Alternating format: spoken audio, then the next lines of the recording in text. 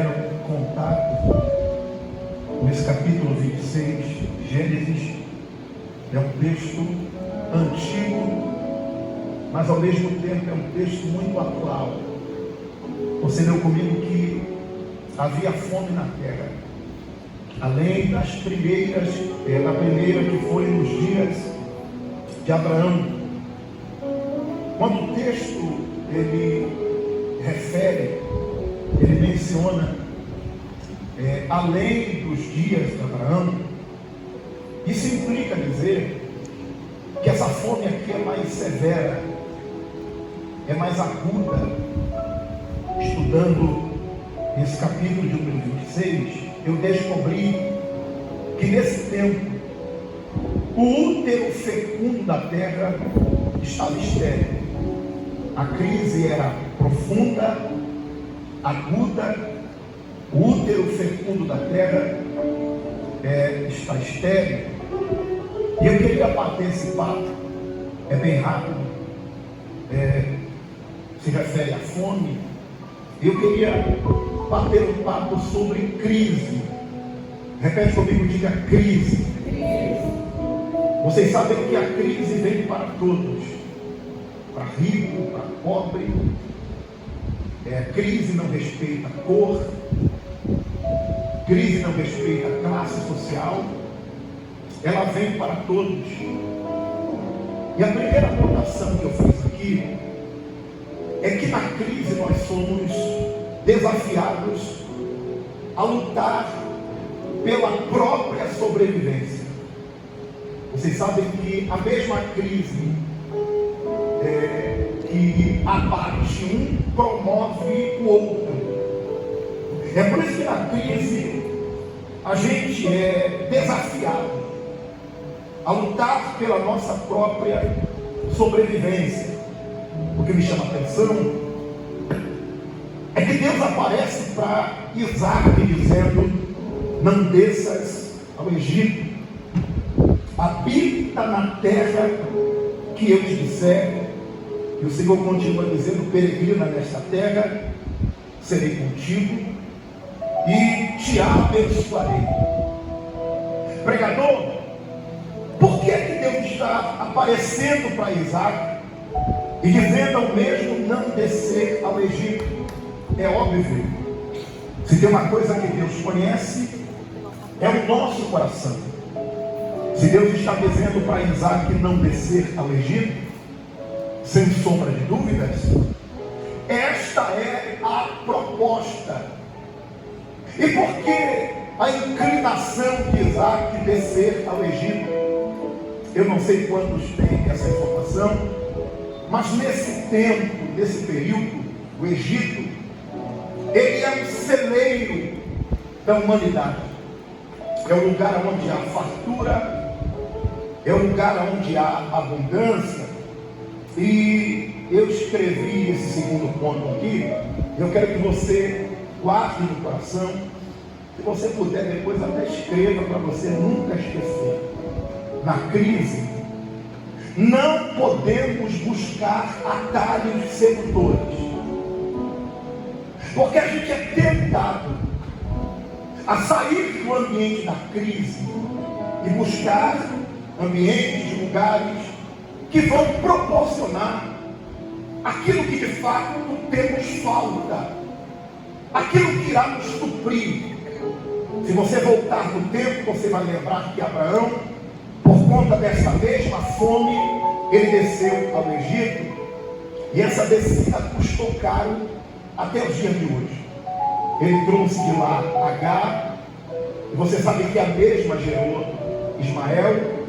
Vocês estão vendo aí na televisão essa guerra que nunca acaba, porque Isaac, que é Israel, diz: eu sou filho da promessa.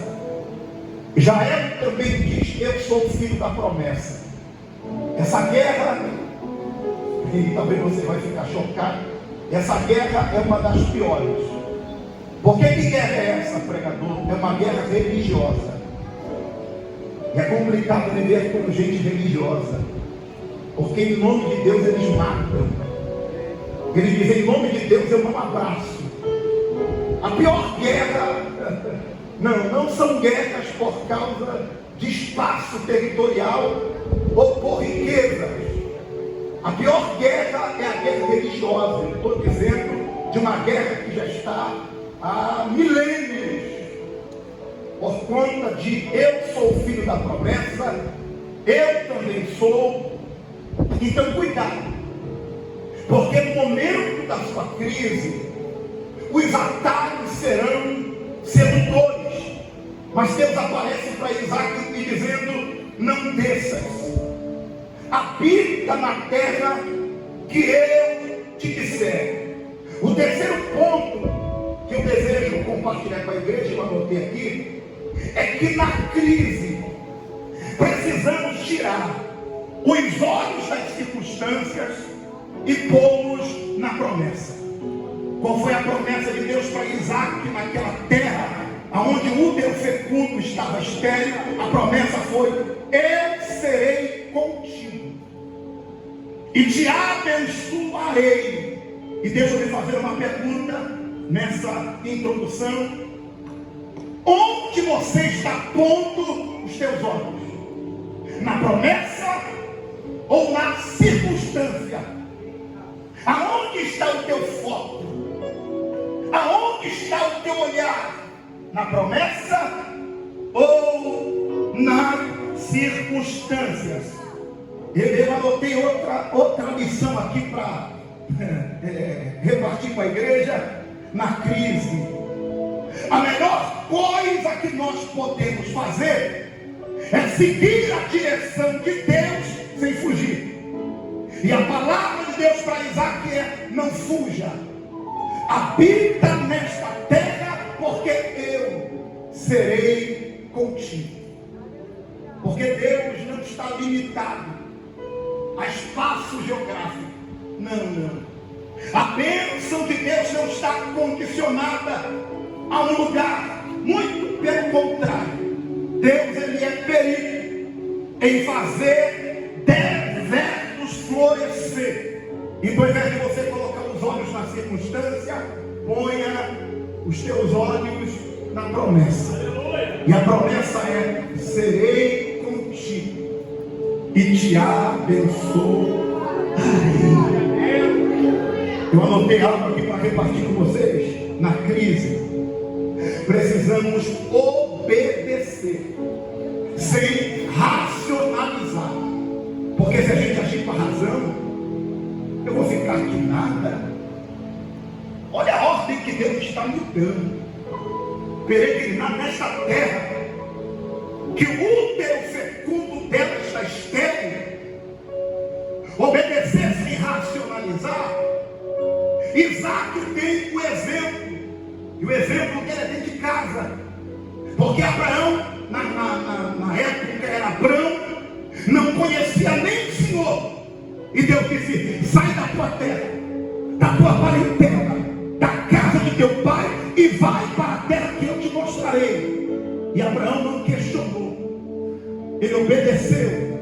Teve um dia que Deus virou para Abraão, depois da promessa cumprida, que é Isaac, e disse: vai até uma das montanhas que eu te mostrarei e sacrifica o teu filho. Abraão não questiona, Abraão obedece. Ele está subindo no Monte Moriá. Lá no Monte Moriá, lembra? Ele está pegando o cutelo, depois de tudo pronto, para imolar o seu filho. E quando ele levanta a faca para cortar a jugular, Deus grita dizendo: não faças tal coisa, porque eu sei que tu me temes. Então Isaac, ele tinha um exemplo dentro de casa, que é o de alguém que obedecia sem racionalizar. O problema de muito crente, e eu não estou dizendo que você não deva fazer conta, mas o problema de muito crente que fica racionalizando as coisas. Não, tem que abrir desse jeito. Quem tem que me ligar é fulano, quem tem que me procurar: se for assim, eu vou ver que é Deus. Se trabalhar dessa forma, eu vou ver a mão de Deus. E quem sabe Deus me trouxe aqui para lhe dizer: não racionalize as coisas, mas obedeça a Deus.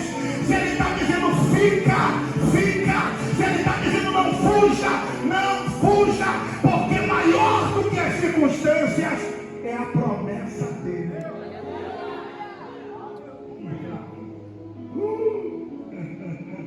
Eu notei algo aqui, gente, fantástico. E eu já vou compartilhar com vocês. Mas Deus vira para Isaac e diz assim: pastor Diego, e multiplicarei a tua semente como as estrelas dos céus, e darei a tua semente todas estas terras, e em tua semente serão benditas todas as nações da terra, porque Abraão obedeceu a minha voz. Repete comigo, diga: porque Abraão obedeceu a minha voz. Eu não sei quantos aqui estão lembrados, mas teve um dia que Deus fez um pacto com Abraão. Deus fez um juramento com Abraão. Tudo que está acontecendo aqui, pastor Diego, na vida de Isaac, é resultado de Abraão. Olha, o texto aqui é claro. Isaac, eu fiz um juramento com teu pai. O teu pai me obedeceu. E eu quero tranquilizar as mães que estão aqui. Eu quero tranquilizar os pais que estão aqui. Eu já vou liberar a palavra. Até então, ele era, Gabriel, Deus de Abraão. Não, ele não era Deus de Isaac. Porque filho de crente não é crente. Todo filho de crente vai ter que ter a sua própria experiência. Ele até então era Deus de Abraão, não era Deus de Isaac. Para ser Deus de Isaac, ele vai permitir o que, gente? Uma crise. Então para com essa besteira de ficar alisando teu filho toda hora, achando que ele não tem que sofrer. Não é porque você traz ele para a igreja que ele é crente. Quando Deus vai se apresentar para Moisés, no capítulo de número 3, Deus diz assim: eu sou o Deus de Abraão, eu sou o Deus de Isaac, eu sou o Deus de... Então, para cada um desses, Deus teve uma revelação pessoal. Então, até então, ele era Deus de Abraão, não era Deus de Isaac. E eu queria tranquilizar os pais que estão aqui. Tudo que Deus está fazendo na vida de Isaac agora é por causa do juramento que ele fez a Abraão. Teve um dia, Gabriel, que Abraão, no capítulo 15, está desanimado, porque os anos se passaram e a promessa não se cumpriu. Aí, no calor do meio-dia, Abraão vai fazer um sacrifício. Abraão coloca os animais. Eu acredito que você já leu. Não é Abraão que sacrifica. Ele só coloca os animais no altar. A Bíblia diz que Deus passou no meio. Não foi Abraão que fez o sacrifício. Quem fez o sacrifício foi Deus. Deus passou no meio e partiu os animais. Naquele momento Deus estava fazendo um juramento. Deus estava fazendo uma aliança com Abraão. E eu quero que você tome atenção. Era como se Deus estivesse dizendo: Abraão, você como homem, você é capaz de quebrar a aliança. Você é capaz de quebrar o juramento. Mas quem é que está fazendo essa aliança, esse juramento com você? Não é você comigo, sou eu contigo. Aí o escritor aos Hebreus toma a palavra, pastor Diego, e diz assim: e Deus, não tendo alguém maior com quem jurar, jurou por ele mesmo. Então você já deve ter visto muita gente abrindo a boca e dizendo: eu juro em nome de Deus. E por mais que a gente jure em nome de Deus, a gente é capaz de falhar com a nossa palavra, de não cumprirmos com aquilo que é dito. Mas se tem alguém que a gente pode descansar no caráter dele, é Deus. Deus não diz que vai chegar 2 e chega 4. Não. A Bíblia diz que é impossível que ele minta. Então Deus fez uma aliança com Abraão, fez um juramento dizendo: já que você é capaz de quebrar, eu não quebro. Aí Deus está dizendo para Isaac: o que eu estou fazendo contigo é por causa do juramento que eu fiz ao teu pai.